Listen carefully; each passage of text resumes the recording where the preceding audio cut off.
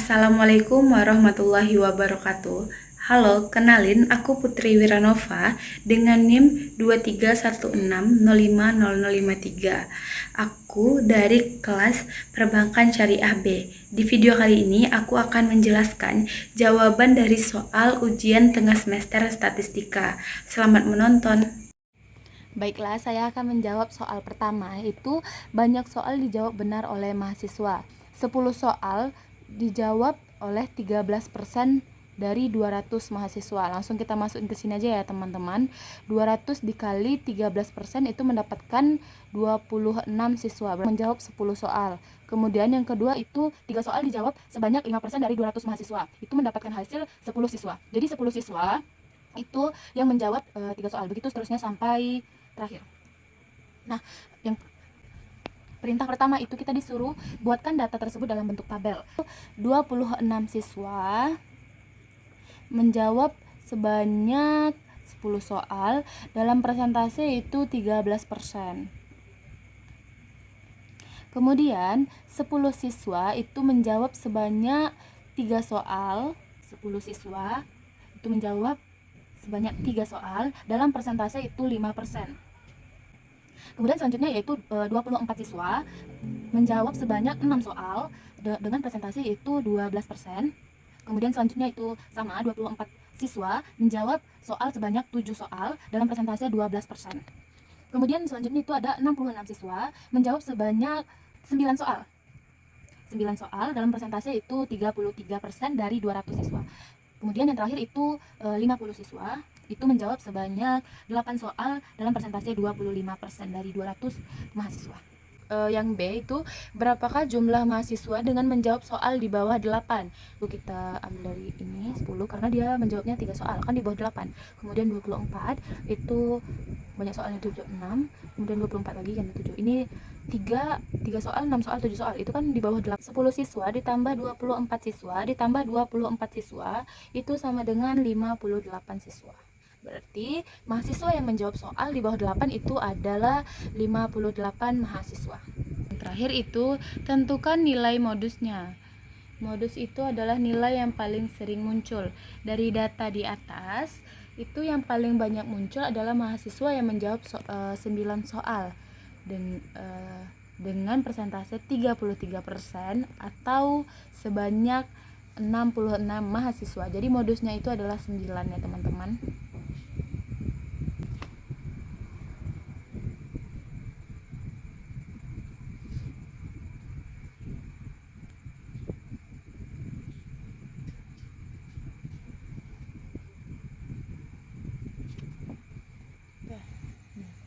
Lanjut, soal kedua itu ada tabel data kelompok.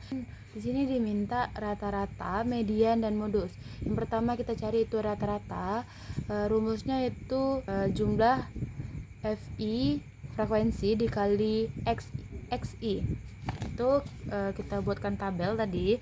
Jumlah FI dikali XI itu sama dengan 1220. Kita tuliskan aja 1220 per sigma frekuensi. Jumlah semua frekuensinya itu ada 20. Dibagi 20 itu sama dengan 61. Jadi rata-ratanya itu sama dengan 61. Selanjutnya itu kita mencari median, di mana rumus median itu tepi bawah ditambah N per 2 dikurang frekuensi kumulatif sebelum per frekuensi dikali panjang kelas. Itu kita akan mencari kelas mediannya terlebih dahulu. Kelas median kita dapatkan dengan rumus N per 2, itu N-nya itu sebanyak 20. Banyak frekuensinya itu 20, bagi 2 itu mendapatkan hasil 10. Nah, kelas mediannya itu 10. Kita mencari nih di mana nih 10 ini terletak. Dan setelah kita teliti lagi, dapatnya tuh di kelas ini 51 sampai 60 dengan frekuensi 6, frekuensi kumulatif 11. Selanjutnya itu kita cari tepi bawahnya. Tepi bawah itu kita dapatkan dari kelas median ini kan yang paling pertama nih, 51 dikurang 0,5 mendapatkan hasil 50,5. Ini sudah kita dapatkan tepi bawahnya. Kita masuk ke rumus. Di bawah itu kita kan mendapatkan hasil 50,5. Kita tuliskan 50,5 ditambah dengan N-nya 20 per 2 dikurang frekuensi kumulatif sebelum. Nah, kita lihat lagi tabel yang sudah kita tuliskan tadi. Frekuensi kumulatif sebelum. Ini frekuensi kumulatif kita itu sebelumnya itu ada di angka 5. per frekuensinya. Kita lihat lagi tabelnya, itu frekuensinya itu 6 dikali panjang kelas. Panjang kelas itu kita dapatkan 10. Kenapa 10? Karena dari 51 ke 60 itu ada 10 panjangnya. 50,5 ditambah 20 bagi 2 itu 10 dikurang 5 per 6 dikali dengan 10. Kemudian kita turunkan lagi 50,5 ditambah 10 kurang 5 itu mendapatkan hasil 5 per 6, langsung saja itu dikali 10. Kemudian kita tuliskan lagi, tambah 5 dikali 10 itu 50 dibagi 6. 50 lagi 50 dibagi 6 itu berapa? Hasil 8,33.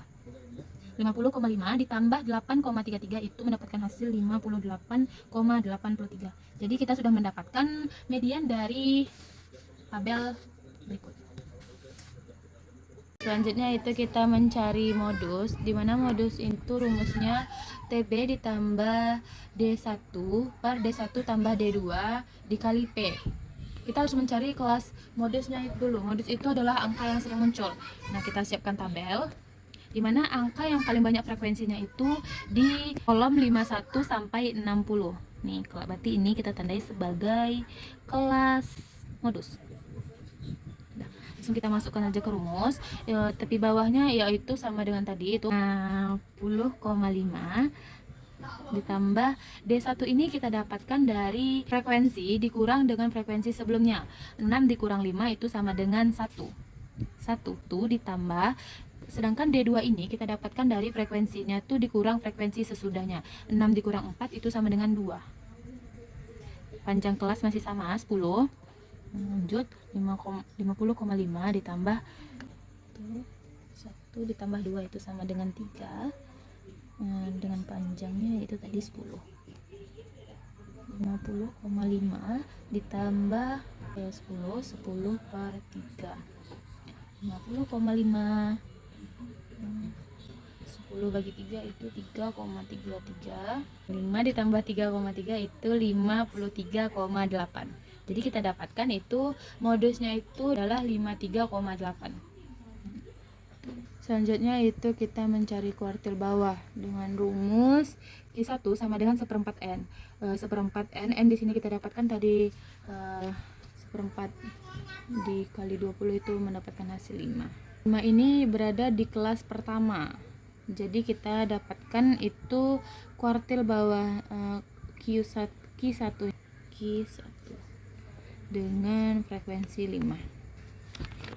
Selanjutnya kita masukkan rumus itu Q1 sama dengan TB ditambah 1/4 N dikurang frekuensi kumulatif per FQ dikali P.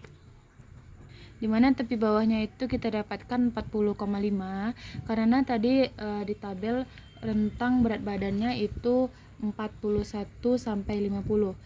Berarti tepi bawahnya itu 41 dikurang 0,5 mendapatkan hasil 40,5. 4,5 ditambah 1/4 N-nya 20 dengan frekuensi kumulatif itu 0. Karena apa? Frekuensi kumulatif 0 itu karena di atas ini tidak ada lagi frekuensi sebelumnya, itu tidak ada lagi. Berarti kita tuliskan 0, itu frekuensi yang dia punya itu 5 dengan panjang kelas tadi 10. 40,5 ditambah, langsung saja 1 dikali 20 itu 20 bagi 4 kurang 0 bagi 5 dikali 10. 40,5 ditambah 20 dibagi 4 sama dengan 5 dikurang 0 dibagi 5 dikali 10. Berarti 40 5 ditambah 10 sama dengan 50,5. Jadi kita dapatkan kuartil bawahnya itu 50,5. Selanjutnya itu kita mengerjakan ragam. Dimana ragam di sini simbolnya S kuadrat dengan rumus jumlah frekuensi dikali nilai tengah dikurang rata-rata kuadrat per N dikurang 1. Jadi saya tadi sudah membuat tabel di sini, itu jumlah dari FI dikali nilai tengah dikurang rata-rata kuadrat itu jumlahnya 11.712,5. Jadi kita langsung tuliskan saja 11.712,5 dibagi N kita 20 dikurang 1 dengan 11.712,5 dibagi 19 itu hasilnya 616,44. Kemudian dari sini kita bisa mendapatkan simpangan bakunya. Simpangan baku itu simpangan S kuadrat ragam dari akar dari 616,44 itu 24,82.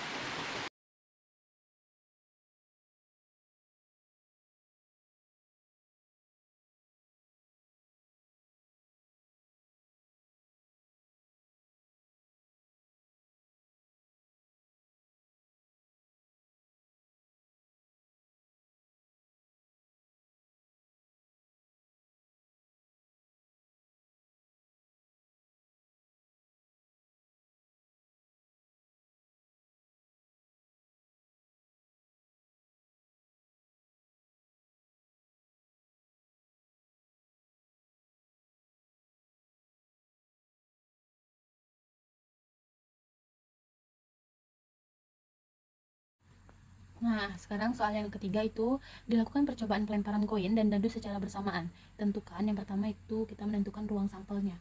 Ruang sampelnya itu kita simbolkan menjadi S dengan satu dadu, mata dadu. Mata dadu itu ada 1, 2, 3, 4, 5, 6. Sedangkan koin itu ada angka dan gambar. Kita kalikan mata dadu dikali koin itu 6 dikali 2 mendapat hasil itu 12. Nah, dengan kemungkinan ruang sampel sama dengan 1A 1G 2A 2G 3A 3G 4A 4B 4G maaf,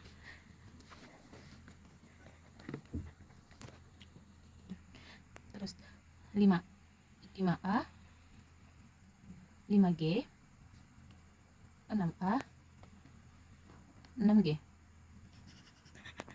Jadi inilah ruang sampelnya itu 1A 1G 2A 2G 3A 3G 4A 4G 5A 5G 6A 6G.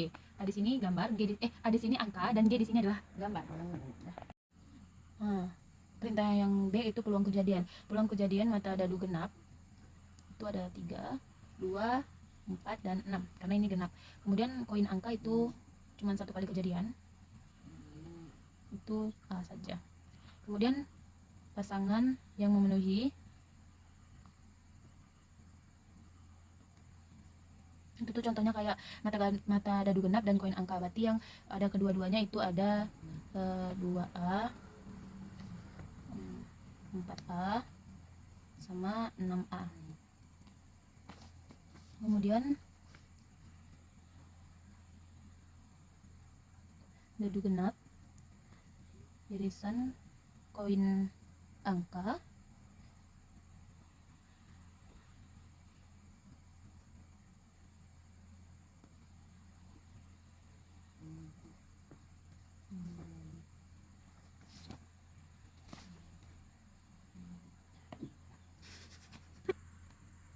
P N per N semesta. Jadi itu N nya itu 3 per 12 dengan 1 per 4. Peluang kejadiannya itu 1 per 4. sama 6A. Kemudian dadu genap, irisan koin angka,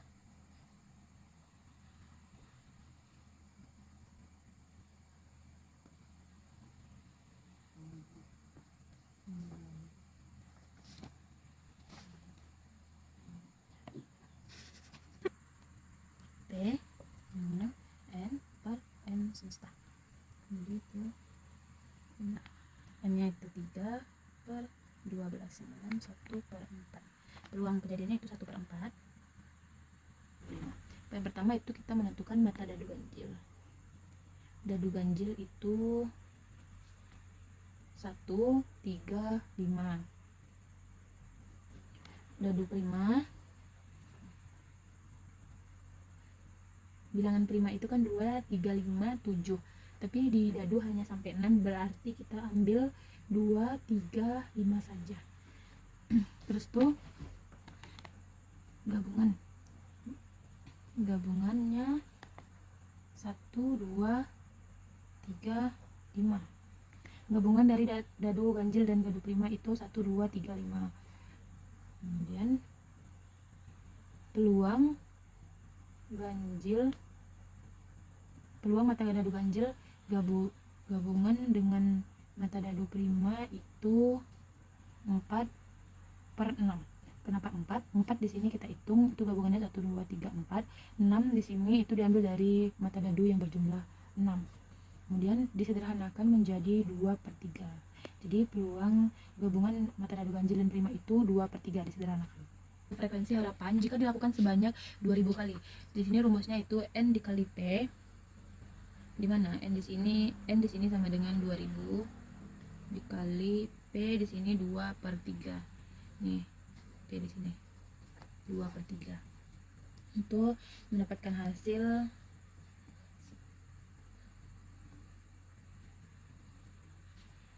atau bisa disederhanakan 1333 kali. Jadi frekuensi harapan jika dilakukan sebanyak 2000 kali itu sebanyak 1333 kali.